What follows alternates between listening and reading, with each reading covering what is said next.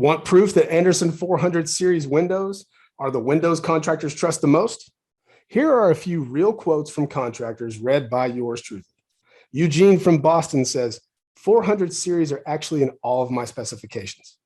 I've used them for many years. We've never had an issue. We've never had a callback. The window installers can't rave enough about how easy they are to install. And backed by Anderson's warranty, I feel as though they are unbeatable. And Tom from St. Paul, Minnesota says, the 400 series makes my job easy because of the window and durability. There is no question that it is a simpler, easier window to install. The real contractors like you have made Anderson 400 series their go-to solution for window installation for good reason. And shortened lead times mean that Anderson 400 series windows are available faster. Request a quote at andersonwindows.com today.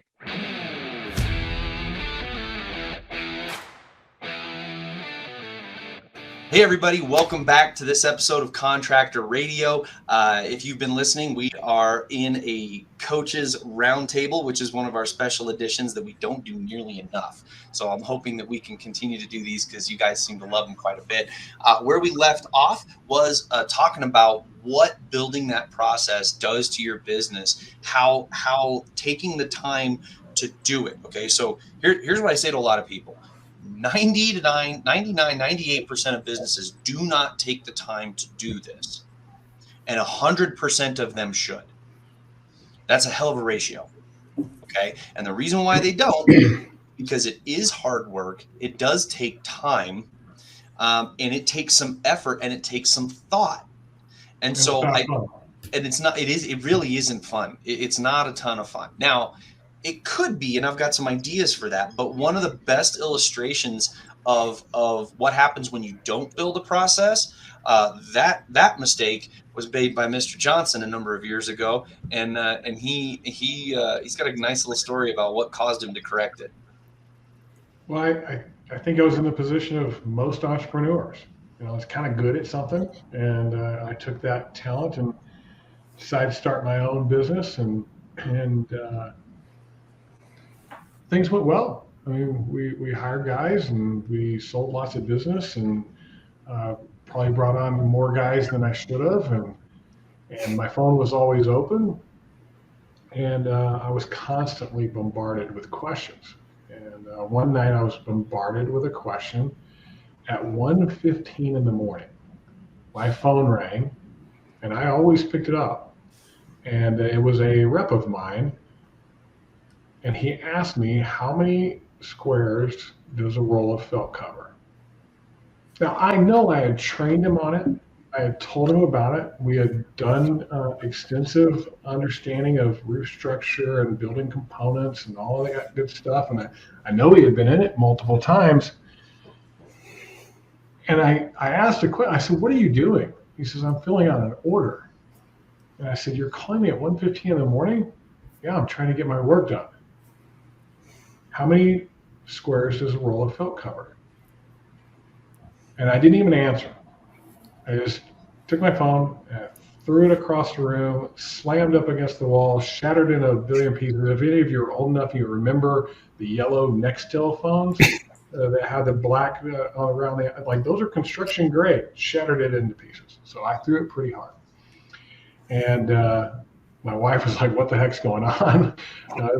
She wakes up.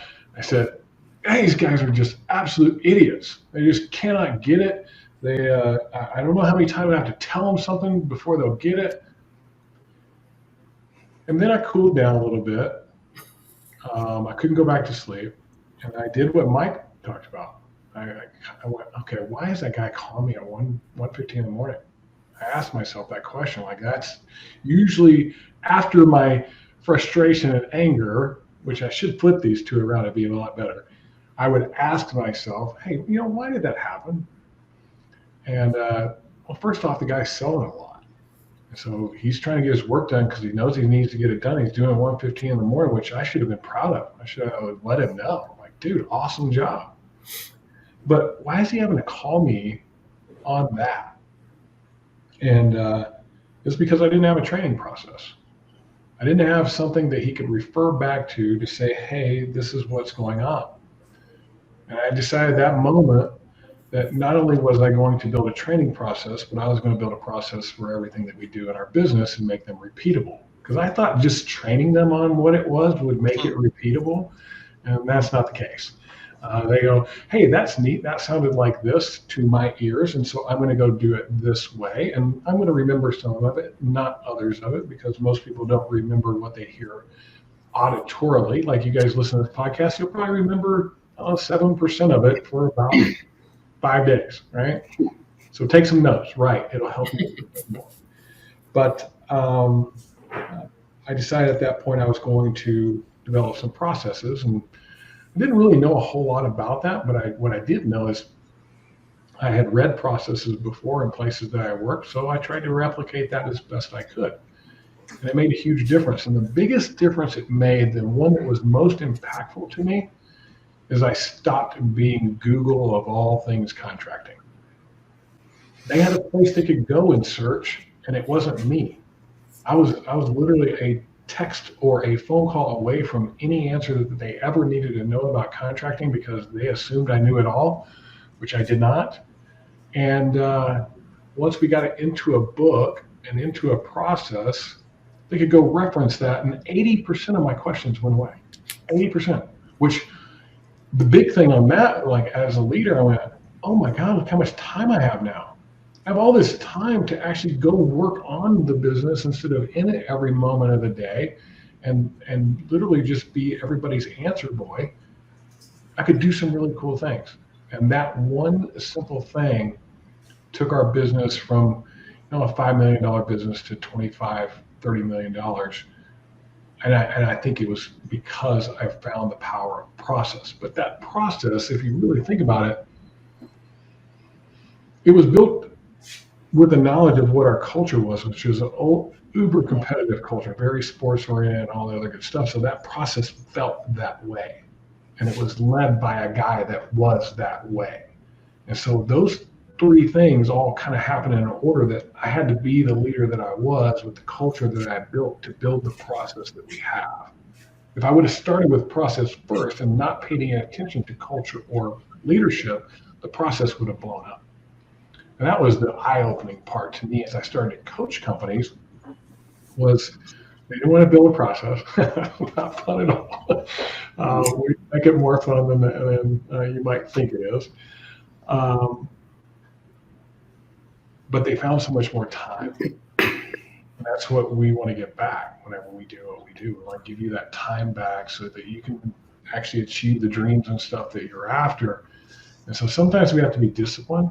We have to be very consistent in what we do in order to achieve that thing that we're hopefully after, which is your version of success. Mm-hmm. I don't think I've met with an owner yet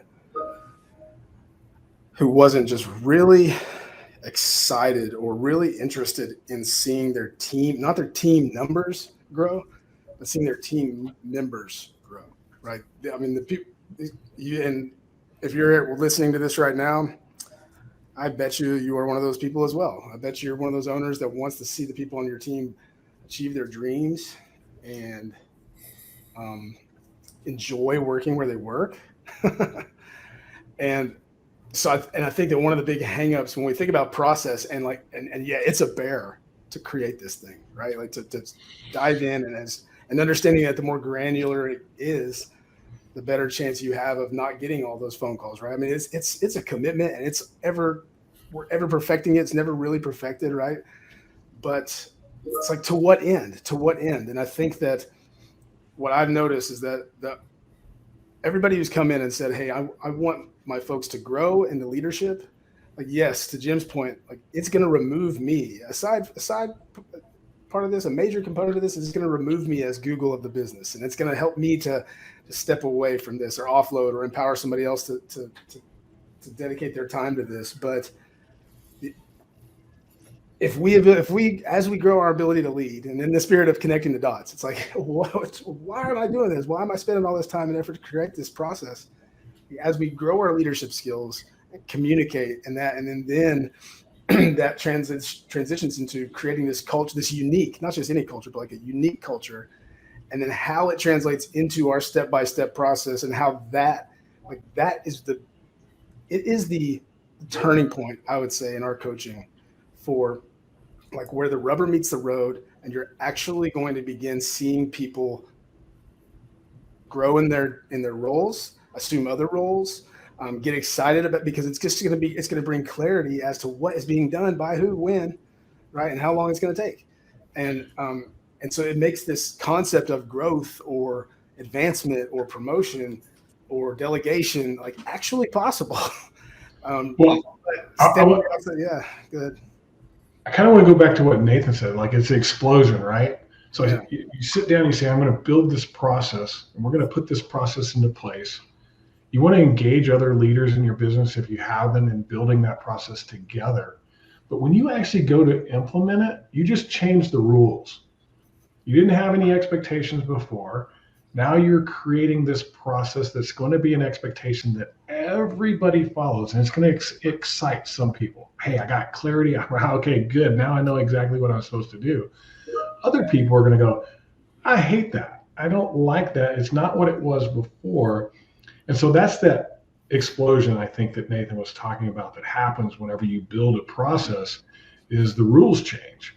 And when you change the rules, it affects your culture. So if you don't have people helping you develop that process and having buy-in to that process, then you're going to, like, if you would just take on King Kong and you're the god and the boss and all that other stuff, and this is what the process is going to be, guess what? You're going to have a lot of pushback.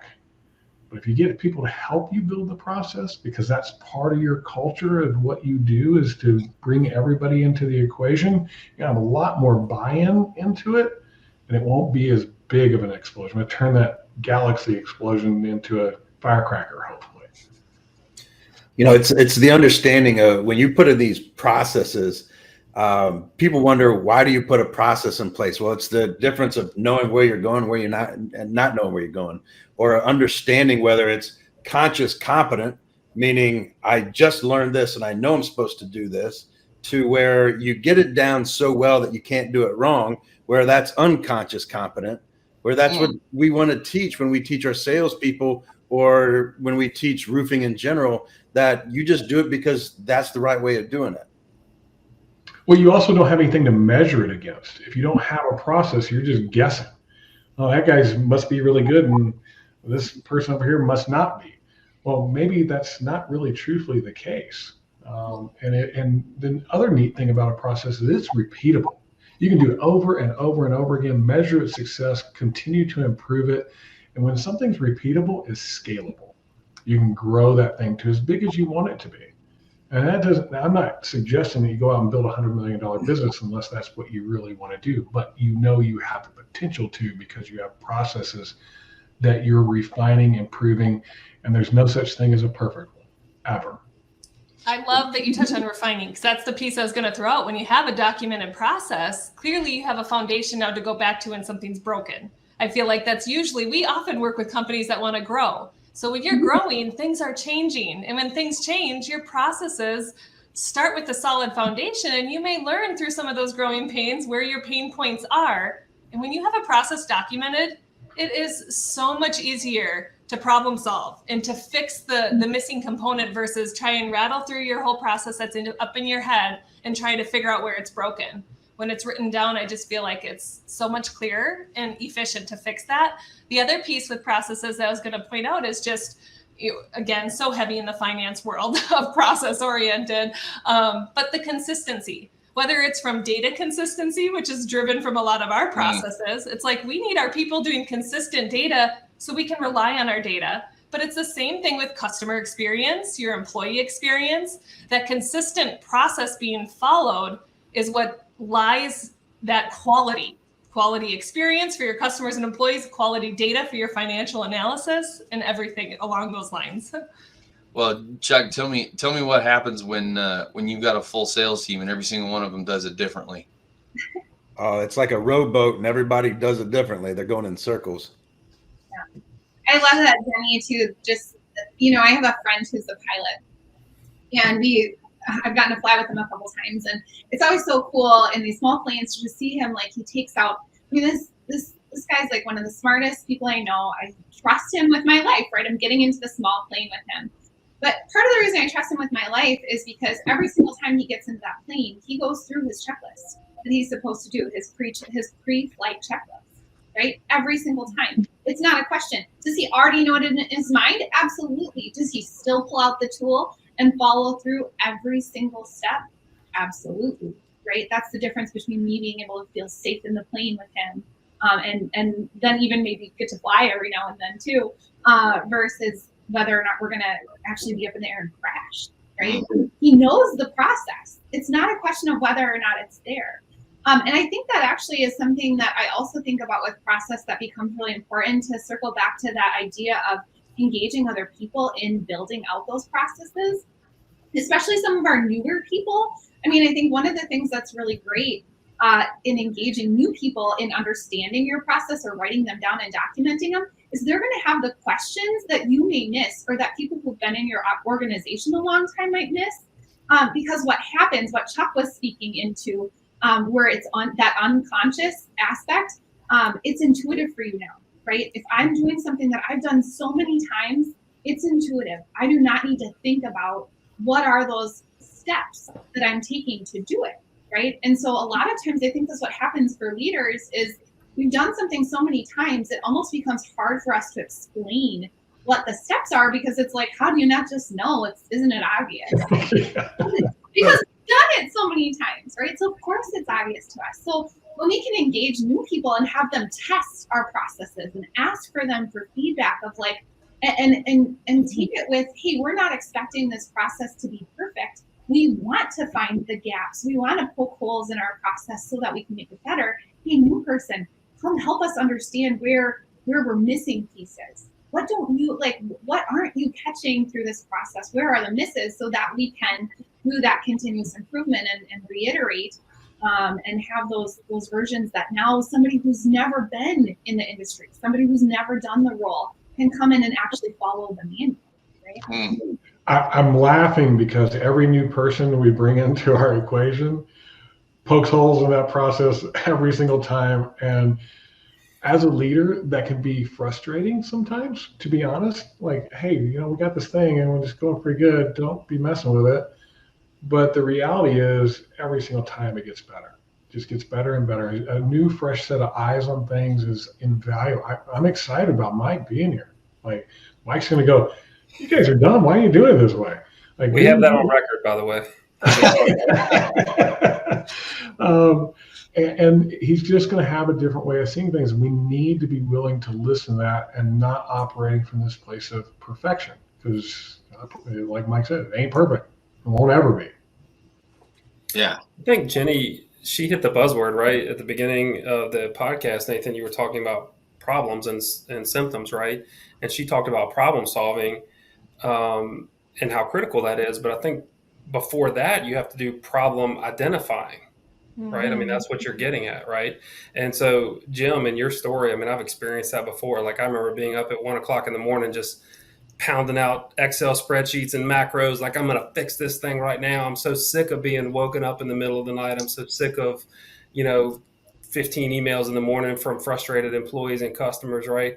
Well, I think I don't have any real hard data for this, but I think what most of us contractors end up doing is what we think the problem is people's emotions. We think it's their disappointment. We think it's keeping them happy so they don't leave us, or keeping them happy so they pay us. So that becomes our mission, is to make sure we don't disappoint anybody, right? So what ends up happening is, if we don't have what you said, JT, if we don't have clarity, well, who's setting the expectations if we don't, right? So Johnny Homeowner is over here. Here's my expectations. And then Johnny Contractor shows up here. Well, all that space is the playground for disappointment, right? And frustration. So we've got to eliminate that space. And that becomes our job as contractors by default. So without the processes, without those in place, we cannot express, we cannot clarify, we cannot establish expectations. That goes for our employees, right? Right, Ross? That goes for our vendors, right? So contractor A pays me in 48 hours. Why is it taking you 7 days? Well, whether you have a policy or not, if you haven't set the expectation, now they're frustrated. So now you got cash flow issues coming out of that, right? Customer journey, right? If we don't say, hey, this is what you can expect from us, we're not setting that clarification, then the problem we're trying to solve is disappointment. Okay, but if all those things, if all the processes are in place and everybody understands their role in the process, then the problem, we're not solving the problem of emotions, right? Then that goes back to the accountability thing. Hey, I did what I was supposed to do as a leader. I've set the expectations. I've communicated them well. I've given all the tools and resources necessary. Now, why are we not executing? Now, why are you disappointed, right? So, problem solving, absolutely. Identifying the problem, I think, goes. You can establish that by setting the clear processes. That's awesome. One thing Mike said that I don't want people listening to miss. He and I both had a similar situation. Something that we didn't like about what we were doing. We said, hey, we got to solve that problem. And in order to solve that problem, we built a process. And I think that's what most entrepreneurs do. There's so much pain. You just go, oh, okay, I cannot take the pain anymore. I'm going to build a process for this thing. There's only one problem with that. If it's not unified with the rest of everything going on, you're actually creating a bigger problem down the road. If you're not thinking about all the other ways it ties into your leadership, your culture, your finances, your accountability, your marketing, your sales, your production, your recruiting. How is what I'm working on right now in this process going to affect all of those things? Because it will. It absolutely will. Because one of the things I changed in a process was our contract. We had a contract, and a homeowner decided not to pay us. And I went, hey, that ain't ever happening again. I'm never, ever going to let that happen. I'm going to build a process for it. Call attorneys. Hey, we're going to do this. We're going to build this amazing contract and a whole bit. Nobody can ever break this contract. Cut our sales in half overnight. Like literally cut our sales in half overnight. Because it was scary. Nobody wanted to sign the thing. Like seriously, like I wouldn't have signed it. So, and I didn't even think about that as I was doing it because I was caught up in emotion. And so we got to look at what is it that we're doing and how's it going to affect everything else? Because if we don't do that, we have a bunch of little processes that don't all work together. And that's an even scarier thing sometimes than not even having a process at all. That's a great call out, right? It's like throwing a rock in a pond. Those ripples go everywhere. I mean, if you think about this for just a second, I'd love to get some of like Jenny and Chuck's thoughts on this too. Like you come along and you decide that you're going to lower your prices because you're not closing deals, or you're going to raise your prices because you think you're too low. What is that going to affect? How many more jobs do you need, right? So like when you start messing with your cash flow and your margins, or you start because you feel this pain over here, you've got this pain over here, like, man, we can't seem to close any deals, so I'm going to lower my prices. Then what happens? Well, I'd improve my training first would be my first. Let's go there first. Let's try that one before I ain't lowering nothing. Yeah. I mean, I like to circle around clients with the understanding of that, right? Like you want to make a decision because you see a problem and you're trying to decide which way to go. From the financial aspect, I always break it down to 3 components. What you're talking about changing is your margin. You have your revenue you actually produce, not just sell, but you actually can produce that revenue, how profitable you are on that revenue, and then your overhead spending. So if you're going to reduce or your pricing, that changes your GP percentage. What number is going to change? That's what you're diving into. I want to be able to see that. I either need to change my overhead or I need to change how much I sell. So if you're confident that your sales are going to, you can start to monitor those sales increases based off of that lower, you can justify that lowering of your price. Really cool thing, Jenny, that you're mentioning there. We had our numbers, we had our dashboard, we knew where we were profitability wise, where we were closing percentage wise, and we felt like we could raise our prices. We knew that it would affect our closing percentage, but the overall margin that we were making would actually rise, not fall. We might be selling less deals, but they're more profitable each time we could be more efficient, more effective, deliver better customer. It tied into everything else that we did because we actually raised our prices. I love that. That's the opposite direction, right? You can easily see that. Well, my revenue number can go down if I raise my margin. And so understanding those simple components and then obviously tracking to those components is where, like you mentioning, like that's where the value comes in, is just understanding those decisions. Not that it's a no-brainer, like you said, go back to training if you're looking to lower your price, but I'm big on just understanding your decision. But that's the key. That's really the point you're making, Nathan, with this particular podcast today. Is every decision we make as a human being, no matter whether it's personal or business, has a return on investment. And so when we make that decision, what's the return and what does it affect? And everything else that we do, we sometimes get caught looking at it in a very micro situation where we're not looking at it in a macro situation of what's the overall effect of this decision I'm about to make. Am I doing it rationally or irrationally? Is it emotionally or based on data? And when I do make a decision to raise my prices, how does it affect my culture? What does it make me look like as a leader? How is it going to affect my recruiting because our price is the highest in town? All of those things are affected by your decision, and we only think about it in usually this one factor, not the many factors that it has to do with. Yeah. I think the solution. Finish that strong, but hey, you get the point. Yeah, I think the solution to that, right, is taking time to make sure that our processes align with the strategies that we're laying out, and that our strategies that we're creating align with our organizational goals, mission, and direction, right? Talk about, again, starting with that leadership and going out. Sometimes when we get out to that fourth ring or third ring of process, right? By the time we get to that third ring, sometimes we forget to look back and see what are the goals of our organization again? Why do we exist? Is this process that we're creating, does that help us achieve that? So it's an outward and inward looking, right? Where we have to be able to turn around and say, okay, where did we come from? Where are we trying to go? How does this actually support the focus, the thing we're trying to focus in on, right? Yeah, I struggle with that one. Even to this day, like, hey, we got these new things and these cool things that we can do, and we can go do amazing stuff. But is it really aligned with what we're chasing and why we're doing what we're doing and who I am? Like, those are really important that I have to constantly remind myself I need to look there first. I think a lot of visionaries do. I think a lot of people who are visionaries, who are leading organizations, struggle with that staying aligned.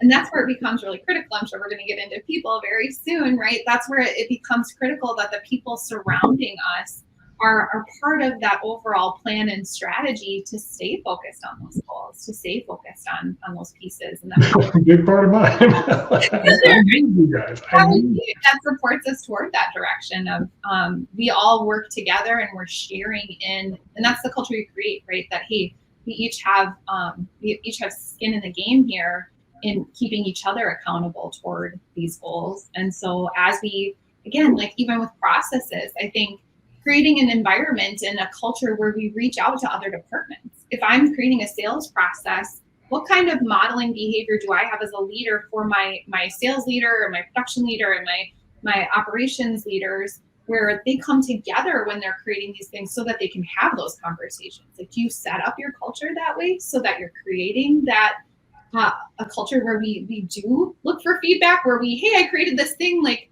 help me understand if this is what impact this is going to have, right?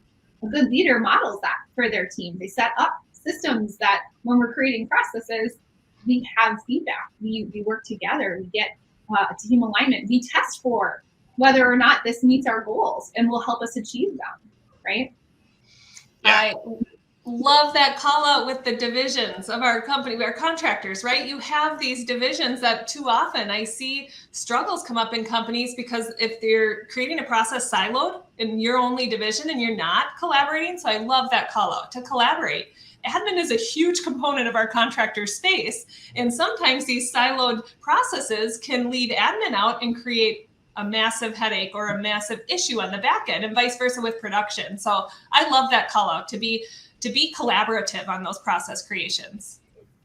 I would like to challenge you guys. Nathan, I know you're the one asking the questions, but just let me jump in here. So in my space, go have a pee. So I work, with a lot of our boost clients, right? And so these are folks who are at a different stage, oftentimes, than who we're addressing here. I mean, it may just be a one man or one woman shop. They may have just one or two folks that are in support of what they're doing. And let me tell you, creating a process when you're the only one doing everything is tough. Like all the things you said, you are good at what you do, you know how you do it, but putting pen to paper and actually writing down step by step what you actually do to get it done can be really difficult. But I want to hear from you guys at that stage of the business. How critical is it to build out your step by step processes, even when the one we call is the ideal the ideal process, like the customer journey? What impact at that stage if for those of you who are listening out there that fall into that category, I want to hear some wisdom. The impact that you have. You got to have processes. Why not start when you don't have anybody to follow those processes? Yeah. It's the most painful, right? So like, if you've ever had a kid before, you go from 0 to 1. That's the hardest. 1 to 2 is easier. 2 to infinity, that's a breeze, right? So when you go from 1 employee to 2 employees, that's when you have to start communicating in a different way, right? When you take the work order and you do the work and you bill the work and you collect the work, that's easy. That's a one person system, right? But when you add somebody, now it's like, well, I used to do it this way, but now I don't want them calling me while I'm trying to do this other stuff, right? And then you add a third person, and it's just like Chuck just said. I mean, that's the time to do it. You're in the beta testing then, right? Let's just roll it out at that time. And how many people like recreating the wheel over and over again? Even if you have no additional employees, doesn't it make sense for your customer experience to be able to provide consistency for them if you do things the same way every single time, so that when you go to one house and you've given them this awesome service, and then you go over to their neighbor that they referred you to, and then the neighbor's like, well, boy, your roof looks nice, but I sure didn't get that type of, they didn't do that for me. Oh, they did that for you, but I didn't get that. Mm-hmm. Wouldn't you like to be able to make sure that you provide the same level of intentionality every single time? And then you can start to create templates and tools for yourself to improve your own efficiency, right? Hey, every time I do this is the tool that I use. This is the checklist that I follow. So now I'm not going to make any mistakes. Remember that pilot, he's flying a solo plane lots of times. He's still following the same process every single time. That's a really good call out. I mean, and honestly, it kind of dovetails a little bit to kind of the next thing that the next dot that we end up figuring out, right? Like if you're small, or even if you're not real small, building out that process is going to be one of the number one steps to figuring out who your next hire is.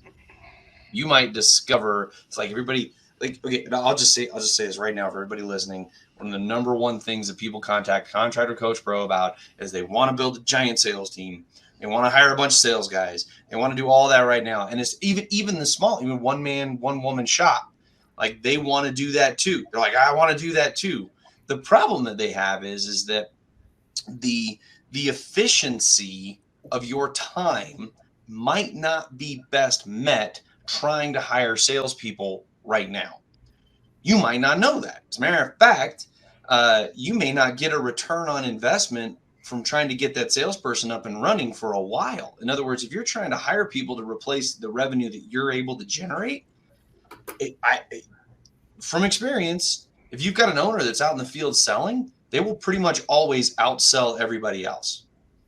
It's just the way it is. Number one, they have a built-in value proposition because they own the company. And number two, no one sells their business better than them. And number three, nobody benefits more than they do either. Right. And also nobody benefits more than they do. And, number four, nobody has more belief. than they do.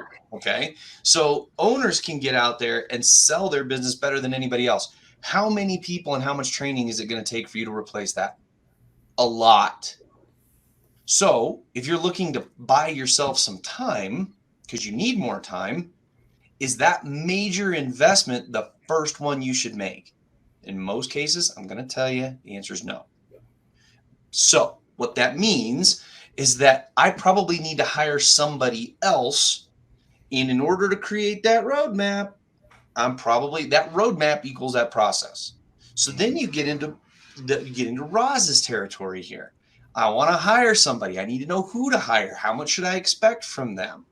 And so tell us a little bit about that, Roz.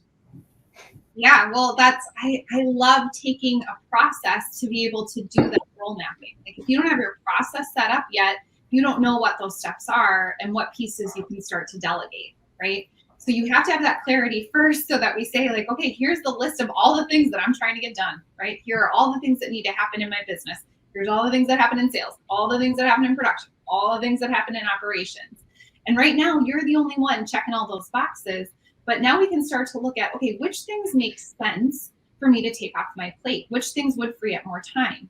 And so we do this process of role mapping where we're starting to identify, at the heart of that is identifying which things should be delegated, who should be doing what, which roles should exist for your business.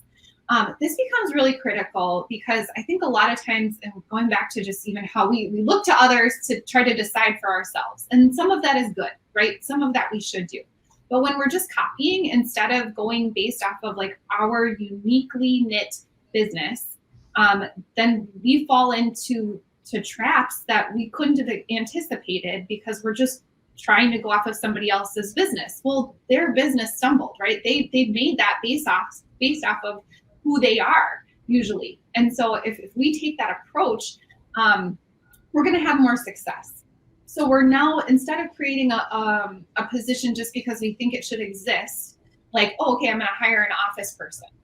Okay, what's that office person going to do? I have no idea. Okay, what's this company having their office? We're going to play around on Facebook. Yeah, right. What's your company having this office person do? And there's value in that. But if you're going through and you've role mapped and you've identified specifically these are the things that I want to delegate, you now actually have a job description. Like you have the elements of what that role should look like. Hey, these are the things that I want you to focus on. These are the things that you're going to do. And through that process, you might actually find out, man, I thought I was going to hire an office manager. Turns out I actually need a project manager. As I look at this list, the reality is I want somebody who's out in the field. So it becomes really revealing to the specifics of your organization instead of somebody else's, or instead of like a Glassdoor job description that you found online, right? And I would build off of that just a little bit. Your organization and your strengths and weaknesses. And you called it out there, like, hey, I'm going through this because I think I need to hire an office person, and all of a sudden I realized that's not who I need to hire because I can actually handle that stuff and I don't hate it. And I don't love it, but I don't hate it. I need more help in the field, so I'm going to go get a project manager, or maybe I need a production manager to get that off of me so I can sell and do the office part of my business. Then the next person I would get would be that office, or maybe a salesman. Maybe I love the office side of things and that's what I want to do. Not me personally. That was definitely an analogy. That's what we have to look at when we're building out our organization and not copying some roadmap that somebody gave us because I worked there before, this is what they did, or I talked to this mentor and this is what they did, so I'm going to do that. It's not the way it works because you have a unique set of skills and a unique set of strengths and weaknesses that if you make a bad decision there, it could take your company right away. I think one of the beauties too is if you work toward having that foundation of role mapping and having those pieces laid out. We talked about scale earlier. It allows you to create scenarios where, hey, what if I added this person to my team? How would that shift? Hey, if we grow and I need to talk about that ripple effect, right? If I add salespeople, let's say I want to add 7 salespeople this year. Okay, how is that going to shift? Okay, now how does that work from a capacity standpoint for the other people who are serving that role within my organization. So if I've got somebody who's scheduling all of my crews, and now I have this many more crews to be responsible for, now I need to have a strategic staffing plan that matches that increase, right? And so the beauty is, as we start to create strategic staffing plans, the responsibilities, the things that need to happen in our organization, they don't actually shift that much. It's just a matter of identifying who's now doing them, who's now responsible for those things. And again, that's where then we can create these meaningful job descriptions. It becomes a foundation that leads to a meaningful job description that's connected to them, right? To their specific role, to your specific organization, to the specific expectations that you have and that you want to see them succeed in, right? So now they're succeeding in their rock and in their role. Now, hey, we're going to expand, we're going to change.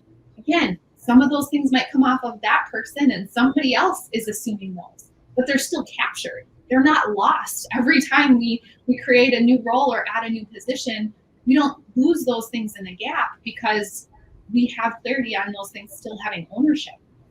And then now people are empowered, right? I'm excited because I know that these are the things that I own. And if I know that I own them now, I can really just feel great about making them better.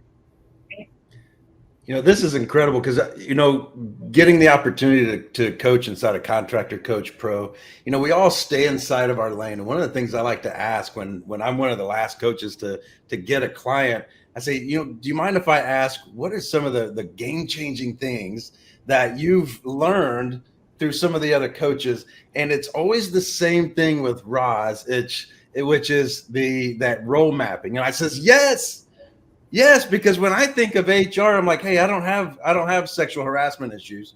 I mean, you know, Thank God.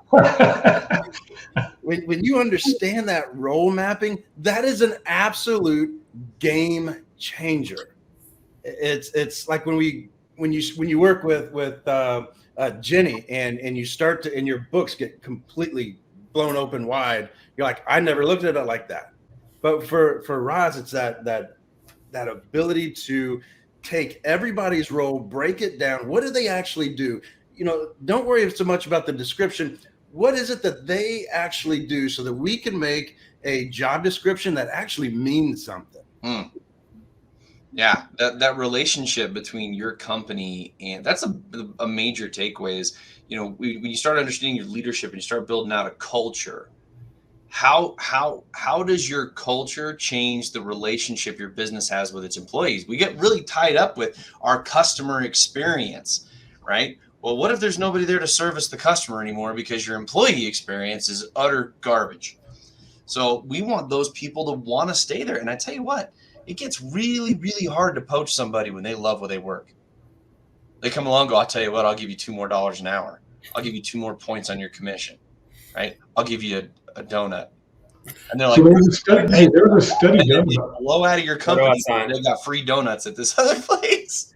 There was a study done about that. And actually my daughter, college statistics and psychology and all that stuff that she's going through, she made me aware of this study that people will work at a place that they love to work at for 20% less pay than the going rate because they love working there.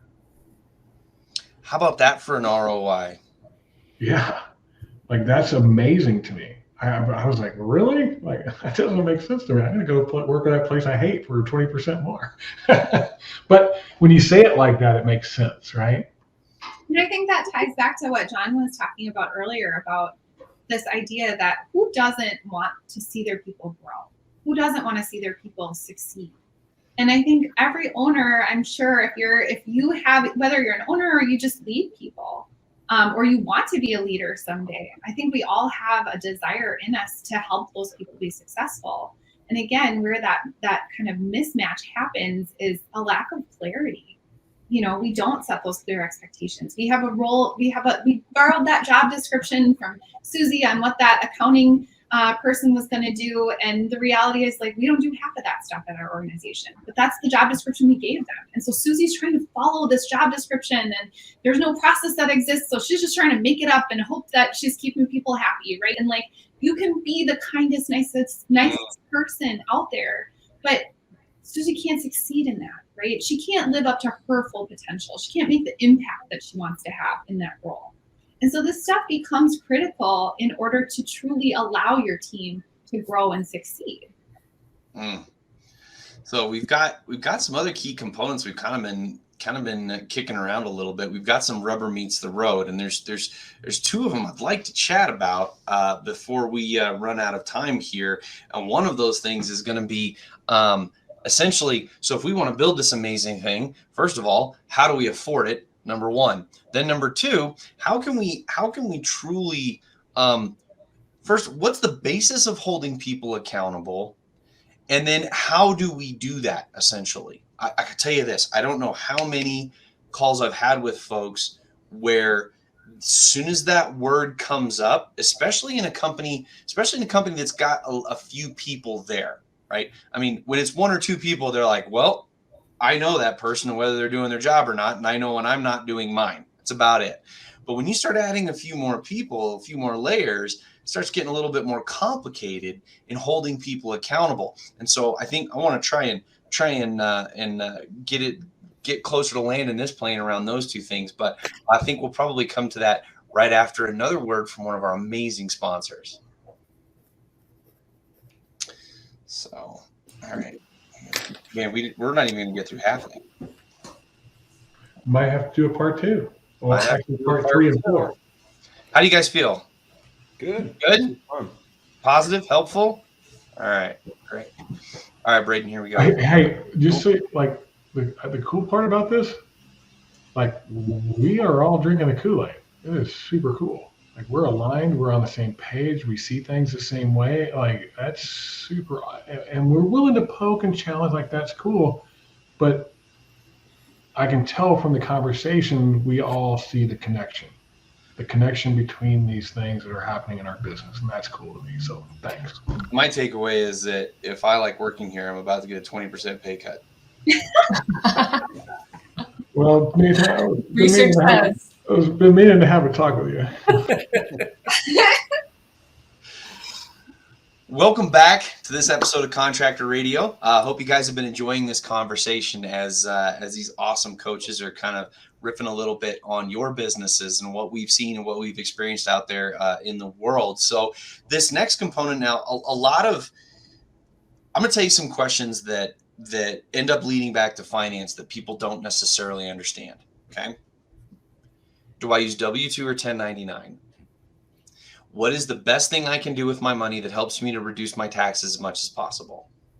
If I want to create this amazing environment where I have all this cool stuff that I do, how can I afford it?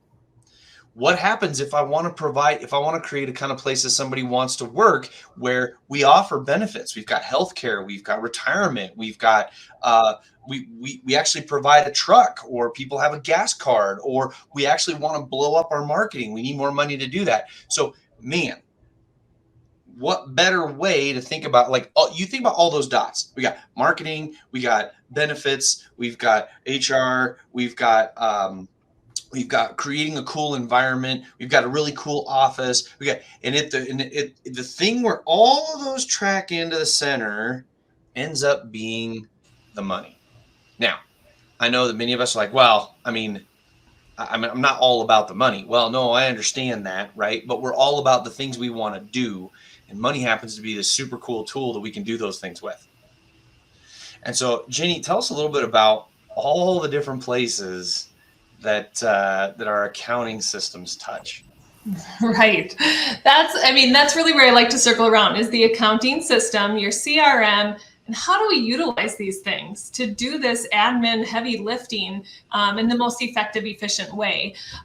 So again, I'm excited to hear your coaches' pokes at finance from your perspective, because like I said, ours is very process oriented. The finance strategy becomes, how do we set up that system so you can have the accurate, confident numbers? I chuckled back when you were talking about that pilot with the checklist. I just chatted with a client today. No matter how many times you do month-end process, check and balance, go through that checklist. I have a little echo on my end. You guys hear that? I do hear that a little bit. I'm not sure. Hopefully it'll fuzz out here, but that's when you talk about that checklist, it's so important because it's something you're doing once a month. You really don't need to. If you try and go off of memory and you want to give numbers to your owners with confidence, and you forgot one step in there, your financials could be $100,000 off, and they're thinking they're doing worse or better than they thought they were doing.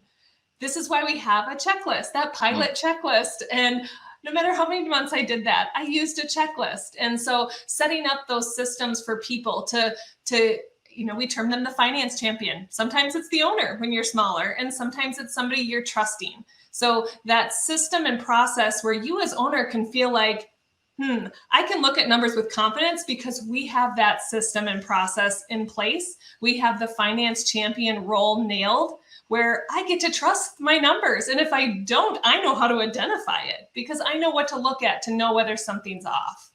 Right. And ultimately, like it's a decision, right? You still, when you decide to set up a budget, when you decide to put your money in certain places, it might not be a lot at first, might not be any at first, but you have an idea of what you want to do with it, how you're going to allocate it, rather than just looking at your bank account and going, I don't know, maybe let's do it and see what happens. Right. I know Mike has a lot of information and experience in this background too. Well, I think Jenny hit the nail on the head with confidence, right? So money is another emotional factor, right? It's an emotional trigger, and it's not just in the business, but there's a lot of people depending on that money. They're depending on us to be good stewards of that resource. We got employees with families, they want to get paid. We got vendors that are trying to run their own business that want to get paid. And then we got our own family looking at us, little baby birds waiting to get the worm, right? And so that's a lot of responsibility. And I found the thing that brings confidence, again, just to kind of beat this drum again, is the processes, right? Cash in, cash out. If you have systems in place that are sort of mechanical already, right? This is the way we do things. It eliminates some of that emotional decision making that might jeopardize your personal finances. It might jeopardize your business finances. If you can establish, hey, this is the way we control. There's an actual job called controller some people have. This is the way we control the fiduciary responsibilities within our business. Then all of a sudden, all the guesswork's gone, right? So when you're not emotional, when you don't have a spouse or a child or a vendor or somebody, yelling in your ear, take time to say, look, this is what our data says. This is what our history is. This is what we're capable of. And this is where I can reinvest in the growth of my business. And so you put those things down. And I did this for a long time because I would get those emotional triggers. And then I would be like, okay, I actually wrote this down that I could refer to a document and say, okay, when you're emotionally charged, go look at this thing. Okay. And don't make a decision that's going to be short-term, seemingly beneficial, but long-term detrimental. I love that call out. And I think that clarity just really helps us all make decisions that are going to benefit our business. One of the tools that Jenny and I have worked on together is an employee cost analysis, where it helps you understand with confidence what are those additional costs, right? Because it's not just their salary that you have to cover, it's all of the extra things. And those things start to add up. And then looking at, okay, now that we know what this employee cost is going to, what that actual financial burden is, of this person coming into our team, how does our gross profit impact that, right? How much more do we need to sell in order to be able to cover this expense? And what that does is it actually creates freedom to make decisions, because now I know, can I cover that? Can I actually respond in the way that I'd like to? And so that knowledge becomes really powerful in being able to feel confident in the decisions that you're making. It informs whether or not, your staffing plan, you can follow through on it, and what changes you might need to make, and then you can start to weigh the pros and cons. Yeah, maybe I want to do some marketing, but maybe I also want to add some employee benefits. And so what are the buckets that I can take from and draw from, and I can prioritize now because I have the clarity. And so that trust and the confidence and the clarity becomes so awesome. And then I think on top of that, we can make a lot work. with not a lot of money. And so when we think about our employee experience, I think your employees are going to be much more driven toward, again, that culture that you're creating than the things that you have, right? And so there are lots of low-cost opportunities to make things awesome at your organization that are going to connect people. You know, it doesn't take a lot of money to write a handwritten thank you to your employees and name something specific that you saw them doing, right? That's a low-budget opportunity for you to win. It doesn't take a lot of money to sit down with someone and conduct a one-on-one to make sure that you understand what their personal goals and dreams are, right? And so, but again, when we have that clarity on our budget, it allows us to know what are those levers we want to pull, and where do we want to invest. I love that word, Mike, of reinvesting in your business and reinvesting in your employees. You can't even begin to make that plan on how you're going to use those dollars if you don't understand what those dollars are going to be at the end of the month or end of the year. I just love your lever analogy. Nathan, when you say that, you get that question a lot. Well, where should I put my money? Where's my ROI going to come? And part of me goes back and that's the joy of being an entrepreneur is you have these levers to pull. In the finance strategy, we want to circle around for the clarity. The pieces that both of you called out is spot on. It's not that, you get to be that lever puller as an entrepreneur, owning your own business, being that driver, that leader of your company. And the finance strategy just needs to come around and give you clarity. Yeah, if you don't know those numbers, the lever you're pulling might be the trap door under your feet. Yeah, I was just about to say, it's like you're pulling levers, but you don't know what they do. You think you know what they do. You're like, hey, I'm going to pull that one because I'm going to, well, here's the one I'm going to pull. I'm going to invest more in marketing because I want more leads, because I want my guys to be happy. We'll make more sales, and we'll drive more revenue, and we'll be more profitable. But you completely destroy your processes and your production department and your office administrative team because they can't handle what it is that you just pulled a lever on, and it created a trap door. That's such a great analogy on that. Roz, this idea of like, hey, I got all these levers. First off, I need to know what they do. Like, let's figure out what they do. Now that I know what they do, which one's the right one to pull today? And sometimes it's an educated guess. The more data I have, the more accurate that education will be on that guess. But even then, sometimes it's a risk. But I'd rather take a risk that's mitigated by data than just wild ass guess. And don't forget to keep looking back at those organizational goals and strategies, right? Which of those levers is going to help you the most in succeeding toward those things?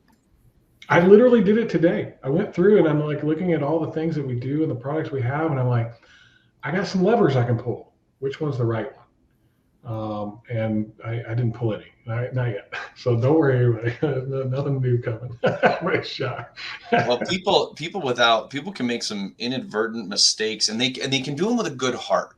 And give you a really good example. Somebody not necessarily understanding their numbers really well, and they create a compensation package for a group of their people. And that compensation package, because they have a really good heart and they really love their people and they want to do well by their people, that compensation package became like a hobble on a horse. Their business is now hobbled because of the promises they made to some of their people. And now they can't afford to do some other things because of what they did, because they didn't know their numbers. So heart's in the right place. And now their company is hobbled. And unfortunately, so are the people who are getting that really possibly too big of a compensation program. They're hobbled as well because the company can't grow because they're making too much money, which is kind of a weird thing to think. But if you need to hire more people, the ability to hire those people is based on the revenue that you're bringing in. And if too much of that revenue is flowing out of your business, I can't afford to hire more people. And here's the problem. If all we do is increase our revenue, then the rate that we still have the same percentage problem. So we're able to increase our revenue, but we still can't hire any more people. So now we're killing ourselves, but the pieces of the pie were cut wrong. And there's not enough pieces of those pie to bring in the people we need to make that pie even bigger. And so think about connecting those dots there. That's a big dot connection. I mean, I've talked to guys who can't afford a sales manager. They literally cannot hire a sales manager because every dime that they could that goes into the sales process the sales, the clothing, the closing, the processing, the recruiting, hiring, onboard, the trade, all the money that would go into that upfront sales process is going straight to their sales guys, and there's no room to bring somebody in to help make those guys better and hire more to build the company. So now they have to make a cultural implosion change, because it will be. Potentially. They have precious few options, and none of them are really all that fun. So last component with a few minutes that we have here that I'd love to kind of to jump into a little bit is some of the ideas of accountability. Man, the way the face of owners and managers when that word comes up, you'll see a couple of things. Some of them will be like, yeah, I need that bad, and then some of them are like, I don't really want to talk about that. They get real sad. They get real nervous. It's a very tricky word. And so as it pertains to accountability with your people, tell me a little bit about your guys' experiences with that. What are some of the best ways to approach it? What are some of the mindsets you should have? And then I think I want to move into practically creating ways to do it. When we look at accountability, go ahead. No, go ahead, Chuck. Go ahead. When we look at accountability, you've got to have expectations. You can't have accountability without understanding what's expected. But also when you have those expectations, you have expectations that are negotiable and some that are non-negotiable. So we need to also mark those down in our company as to what expectations is it up to the person that is held accountable, that it's up to them. They have total autonomy around it. And then which ones are absolutely non-negotiable. It has to be done this way, and it will be done this way. So that's one of the main things when we look at accountability. And then, but it also goes around hiring the right person. Can they be held accountable? So I will. I'll actually make a point here. I'm going to be held accountable here in 2 minutes to doing what I said I would do, which is to coach one of my clients, and I will put that above and beyond all other things because they're our clients. But there's a mindset. You mentioned what's the mindset that has to go along with this accountability thing, and I think the mindset has to be that I'm accountable first. I'm accountable first. And a lot of times when the owner hangs their head on the accountability thing, it's because they're responsible for a lot and they know they're not getting it all done. And they probably procrastinate some because they haven't put the measures in place to hold themselves accountable. They don't have anybody to be accountable to. They know they need to do it. There's probably more on their plate than they can handle. And so it's just something they want to avoid, where you need to start knocking off some of the check marks. You might not get all of them, but you got to start somewhere. And so this mindset that I'm going to go out there and ask everybody else, what do I need to be accountable to? I need, that has to happen. And then like Chuck said, okay, what are the things you would like to have? Because I can't do them all. And it's almost impossible sometimes, especially when your company's growing. Whether it's really small or it's medium sized or it's large, when it's really growing, there's a lot of tasks on everybody, a lot of accountability going on, and especially if you're pushing. So what do we need? What would we like to have? Handle the needs first, and be willing to be under review. Put yourself out there and say, hey, I'm going to do this thing. It's going to be done at this time. And when those things aren't being done at that time and you avoid this idea of asking everybody how they feel you're doing as a leader or in your role, if it's a role that you're doing, you better be okay with them letting you know the truth. If your mindset isn't open to the truth, which I can stand a lot of at sometimes, you can't get better. You're going to get stuck in where you are, and that's where it'll end. It won't continue to grow. And I still have a lot of growth there, but it was one of my biggest fears whenever I had a coach tell me, hey, you got to start doing reviews. And in that review, it's not just a review of them, it's a review of you. And I went, I don't want that. That's because that's accountability, right? And because I knew what people were going to say. And if you feel like that, like you're avoiding accountability with your people, it's probably because you know you're lacking somewhere. You just knowing that is a big thing. Go get confirmation of it from your people and let them know that you know, and then do something about it. That single accountability thing will add to your culture and it'll also add to your leadership. And you're not ever going to be perfect at it. You're just not. But you got to at least do the best you can. I think So that's mindset. That's accountability. I got to run because I got a client to coach that's been with us for 7 years. So I ain't letting that guy down at all. Love him like we wouldn't let anybody else down. Thank you guys. You're all rock stars. And I know you know this accountability thing without me being here. So we'll check you later because you're all very accountable. See you, Jim. Bye, Jim. I think to build on what Jim's saying too, and to connect the dots a little bit, when you see people hang their head, what I've experienced is a lot of times those conversations are uncomfortable. It feels like confrontation, right? It feels like, oh, I have to tell somebody something that they aren't going to want to hear. And that's scary.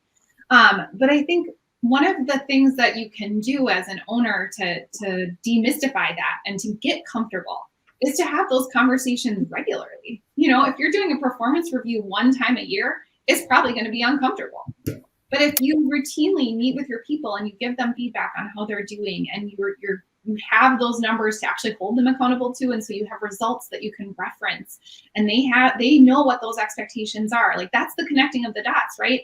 You have a process that you're expected to follow. You have a job description that explains to you where your start and stop and why it matters is. You have tools to help you succeed in actually achieving those expectations that we have, and we've connected those to you through training and through our process documents and all those pieces, right? Now we can hold you accountable to them because, one, we have confidence in our business that we've created a foundation for you to succeed in. And then two, like, we take the time and we make it part of our process as leaders to meet with you regularly and talk to you about your progress toward those things. When we have clear understandings of what we're expecting, it's easier to give people feedback on their performance versus, I know you're not hitting it, but I don't know why. I haven't even taken time to look at and understand what's happening here, right? When I have those processes I can refer back to, and I have that job description, I can get specific and I can give you real tangible things that you can improve on. We can look at this document, and now it's not about you, the person that's not succeeding. It's about which part of this process is unclear, which part is having roadblocks that maybe we didn't anticipate. How can I, as your leader, help you remove some of these obstacles? How, as your leader, can we work together with other teams and other parts of our business to identify problems and start to break those down? So accountability becomes less scary if we have these things in place, right? We connect all those dots. It's now not scary anymore. And if we understand that, we're not making it about the person, we're really focusing in on the result. We talked about symptoms earlier, right? The problem that we're focusing in on a lot of times, like, oh, this person, they're not hitting that KPI that we set. That's a symptom of an underlying problem. And so going back to Mike's identifying, right? It's peeling back the layers to see where's the breakdown. That's our job as leaders. Like, we are roadblock removers, right? And engaging our employees in that process. I think that's the other piece that I love with accountability is when we make the employee part of the conversation of, okay, what can we do? What do you think we should do? How do you think we should make this better? Again, that creates that ownership, which is what we ultimately are working toward with accountability, right? We want to work back toward ownership, back toward understanding where my agency is, so that I can get out there and rock it out. Nathan, I keep hearing these words: identify, expectations, and clarify. And then they all seem to tie back to processes, right? The more those things are established, the more we can clarify, the more we can expect. And that without that, we can't have accountability. We have less emotional, mismanagement, right? I mean, all these things tie back to the ability to have a sequential process in place, which goes back to how you started this whole thing, asking Jim about, how he set leadership in the beginning, and then he started to unfold the process of the blueprint, right? Right. When it comes to accountability, I'm amazed, and I won't say I'm amazed, but it is scary. And I think another thing that makes it scary is that for some reason, we think like we think that it's a surprise, but like conversations around accountability shouldn't be a surprise. Like if there's an expectation that's missed, I know it. the person who missed if I missed the expectation, then I know I missed it. There should be no surprise. On the flip side, should I exceed an expectation? It shouldn't be a surprise to be rewarded for exceeding an expectation. So I feel like there's just this icky feeling that that something scary is coming, but there's in no way should be, as long as there are underlying agreements as to where we're headed and why we're headed there, and we're on the same team. We have expectations, clarity around it, and the person is capable of doing it, right? Then there should never really be a surprise conversation, but that, like you said, Roz, I mean, I'm in agreement. Like, how often are we having conversations around this? Do we turn it, the less we do it, the less we have open conversations about business needs and we coach, the less often we coach, then the more it seems, the more coaching and in a conversation around accountability seems like a gotcha moment. Like, I got you. No, it's not that. It is essentially, we are here to win. I want you to win. That's why we're doing this. The other thing that I can't, every time I hear the word accountability now, I can't go without thinking this, Nathan, is from you. First time I heard we talked about accountability, and that's that it is love. So I was gonna say too, man, I thought using the word coach, like, can you change the narrative, right? I mean, I think you're right. For all the leaders out there and the business owners that don't want to have these, what are presumed to be tough conversations, what if it's, hey man, I'm investing in you. I mean, I'm coaching you. I love you. Instead of, hey, you're going to be grounded if you don't do this type of thing. Change the narrative to a little bit more like you said, coaching. I'm investing, man. I'm doing this with you, not to you. There's a real special thing that happens when growth is seen through accountability. When you do start to work with somebody and that person does begin to grow, they begin to achieve more, they accomplish more. Maybe they get pushed a little bit, and I don't like pushing anybody. I'd love it if they just jumped into whatever they were doing and mastered it immediately. Well, that's not how life works, unfortunately. And so I think there's something really cool when somebody experiences growth as a result of being held accountable and then striving for more and being able to do more. Most of us are capable of doing more than we know. And for those of you listening, your people are no different. They're probably capable of doing more than they know. And here's the thing, at the end of the day, if the absolute worst thing has to happen, right, we have to part ways with somebody. Ultimately, if we've approached it in the way that all of these coaches you've been listening to are talking about, it's ultimately for their benefit. If they're not doing well in their job, then maybe we can help them find one where they do well at. If they don't fit in here, we don't want them to work somewhere where they don't fit in. If they're not achieving their dreams and the things that they're after, we don't want to hold them back. There are people, and you may be an owner out there right now listening to this thinking, sounds like me, who think that you're being mean. Because I'll tell you this right now, if you got real simple math, you got a sales guy and he's selling, the bare minimum every single month. That person is probably scraping by. Yeah. And you know what? FedEx will probably pay him $25 an hour. If they worked a full week at FedEx making $25 an hour, would they make more than working at your company? If the answer is yes, then you're holding them back. That's accountability. And you shouldn't do that to people. Yeah, I think it comes back to just, as leaders, we're responsible for creating these systems, we're responsible for following through on these things, right? And part of our role is to create that sense of security, to understand when our employees aren't succeeding, and like I said, kind of drill down, figure out where we can remove those things, and figure out when it is time to help somebody exit. And understanding, one of the phrases I love is giving people the dignity to fail, right? There's dignity, there's respect in understanding that sometimes it's just not the right fit. And I love that of like, yeah, we love them well.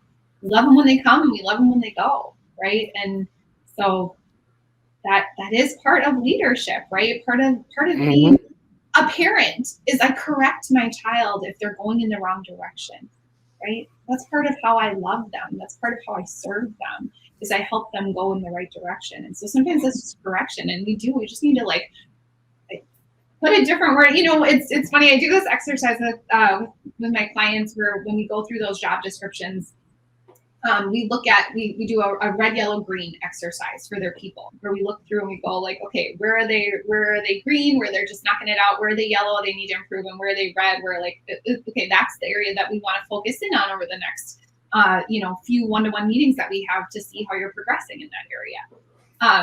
Sometimes I jokingly say, like, if that red feels too aggressive for you, just pick a different color. Like if red feels too aggressive and you don't want to talk about it, then like pick purple. I don't care, right?